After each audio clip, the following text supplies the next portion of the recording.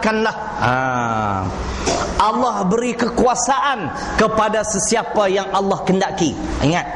Dan Allah akan cabut kekuasaan tersebut daripada sesiapa yang Allah kehendaki. Allah memuliakan sesiapa yang Allah kehendaki. Allah menghinakan juga sesiapa yang Allah kehendaki. Kenapa? Karena di tangannya lah segala kekuasaan. Maknanya Allah, tak ada siapa yang mampu menghalang kehendak Allah. Allah nak bagi kuasa pemerintahan kepada Fir'aun, hidup 300 tahun. Fir'aun moden pun sombong, tuan-tuan. Dia merasakan dia boleh memerintah Malaysia selama-lamanya. Kita orang beriman, kita wajib percaya, meyakini 100% penentuan datang daripada Allah. Allah boleh musnahkan mana-mana kerajaan, mana-mana pimpinan, mana-mana parti pemerintah. Jangan takabur, jangan sombong dengan kekuasaan yang Allah beri. Apatah lagi dengan kekuasaan itu mereka melakukan kezaliman. Manusia akan laknat, manusia akan kutuk, akhirat akan mendapat kesengsaraan hidup di atas kezaliman yang mereka lakukan. Contoh ya, Abu Jahal. Kerana kuasa yang Allah beri kepada dia, dia salah guna. Akhirnya dia sengsara, insya-Allah, dalam kehidupan akhirat. Kita dapat kuasa, tegakkan keadilan. Kita bantu rakyat dengan tidak mengambil kira kamu daripada golongan mana. Sama ada kamu menentang aku ataupun menyokong aku, asalkan kamu rakyat aku beri bantuan. Adil atau tidak? Betul adil? Pilihan raya akan datang, pilihlah saya sebagai Perdana Menteri Malaysia yang baru. Saya Perdana Menteri, saya Ketua Polis Negara. 2 sekali jawatan. Ini ada kuasa, tidak mau menegakkan keadilan, melakukan kezaliman. Inilah kata dunia. Dunia sudah menipu mereka. Akhirnya mereka akan diazab dalam neraka. Itu yang pertama tentang dunia. Bebaskan diri kita yang kedua daripada menjadi hamba kepada makhluk. Ini lagi panas. Tadi dunia, makhluk. Kita nak baca 3 ayat Quran terus. Pertama surah Hud ayat 113. Wala tarkanu ilal ladzina zalamu fatamassakumun nar. Dan janganlah kamu cenderung kepada orang-orang zalim, nescaya kamu akan disamba api neraka. Tengok, tak ada cenderung. Kalau dalam tafsir pimpinan Ar-Rahman, dia menyebut bersahabat, bersubahat, bekerjasama atau bersetuju dengan golongan zalim akan membawa padah di akhirat, akan dicampak ke dalam neraka. Ini bukan bersetuju lagi. Kamcing, ngam. Esok tunggulah, ngam tak ngam, malaikat nak bagi betul-betul ngam esok. Cenderung pun tak boleh, tuan-tuan. Apatah lagi terlibat, bersekongkol, memberi sokongan padu, esok binasa di akhirat. Makhluk ni saya nak bagi tahu lah, bukan semua makhluk ataupun ketaatan kepada makhluk bukan ketaatan mutlak. Kena faham lah. Hadis Muslim pun ada, innama ta'atu fil ma'rufi. Sesungguhnya ketaatan itu hanya dalam perkara-perkara ma'ruf, perkara-perkara yang betul, arahan-arahan yang baik, bukan arahan yang tidak betul. Cuba kita dengar, tuan-tuan, bagaimana Fir'aun laknatullah. Semalam saya baca, tapi saya nak urai sikit je. Ayat 97-98 surah Hud. Ila Fir'aun wa malaihi fattaba'u amra Fir'aun wa ma amru Fir'aun birashid yaqdumu qaumahu yawmal qiyamah fa'awradahumun nar wa bi'sal wirdul mawrud.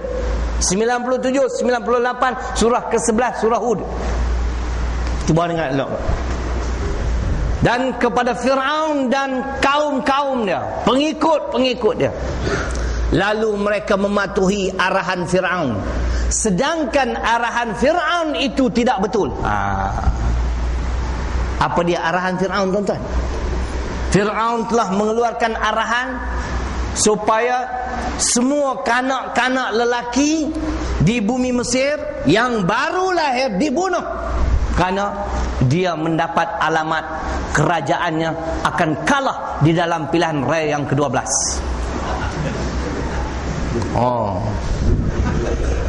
Dia pun ada pilihan raya. Nampak tak?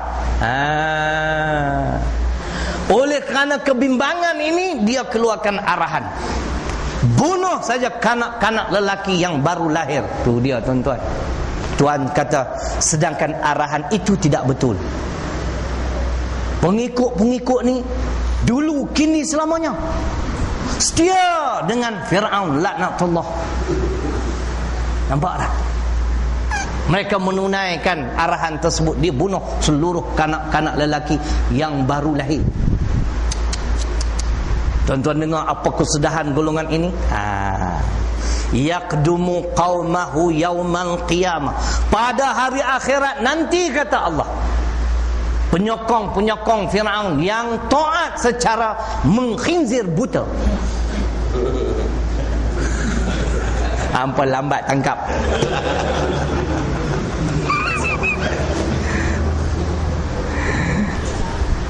Fir'aun akan mengetuai kaum dia, fa'auradahumun nar, dan dia akan bawa penyokong-penyokong setia dia bersama-sama dengan diri dia ke dalam api neraka. Wa bi'sal wirdul maurud, seburuk-buruk tempat yang bakal mereka masuki. Itu, tuan-tuan. Sebab itu, nak taat kepada sesuatu arahan makhluk, kita kena meneliti terlebih dahulu. Bercanggah dengan syarak atau tidak, zalim atau tidak. Saya dah sebut dah semalam, saya tak nak ulang benda ni. Tuan-tuan carilah. Hak semalam pun sedap, hak malam ni pun nampak macam sedap juga. Saya nak baca tambah lagi satu ayat dalam surah As-Saffat, surah selepas Yasin, surah ke-37 ayat 22-23, untuk menguatkan hujah lagi.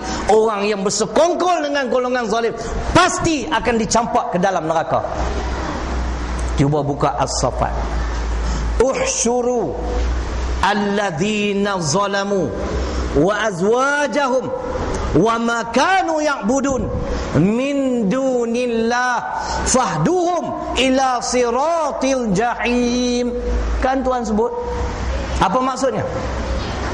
Allah perintahkan kepada malaikat, uhsyuru alladzina zalamu, wahai malaikat, himpunkanlah semua orang-orang yang zalim, wa azwajahum, termasuk orang-orang yang sehaluan seperti mereka. Nampak tak? Tahu sehaluan? Sama perangai lah. Orang buat zalim dia sokong, orang bertindak zalim pun dia okey bagi dia. Dia tak ada apa. Tuhan kata himpun kedua golongan haprak ini. Wa makanu ya'budun, dan barang yang mereka sembah. Ketika di dunia mereka tak pernah sembah Tuhan, mereka sembah sesama makhluk. Kadang-kadang, tuan-tuan, berhala ni tidak semesti ketul batu. Yang dikatakan tagut tu berhala, termasuklah orang yang diberhalakan. Itu juga tagut. Macam mana kita menganggap pemimpin inilah yang berkemampuan menjamin kemakmuran rakyat? Itu tagut lah. Dia dah jadi berhala, dia boleh diletakkan di tokoh Hindu. Kita sudah menyembah dia. Ni yang Tuhan kata, himpunkan orang zalim dan orang-orang yang sehaluan dengan mereka, dan barang yang mereka sembah selain pada Allah. Selain daripada Allah, semuanya syirik. Kita hanya menyembah Allah, kita hanya mengikut, patuh kepada aturan dan undang-undang Allah sahaja. Kemudian fahduhum ila siratil jahim,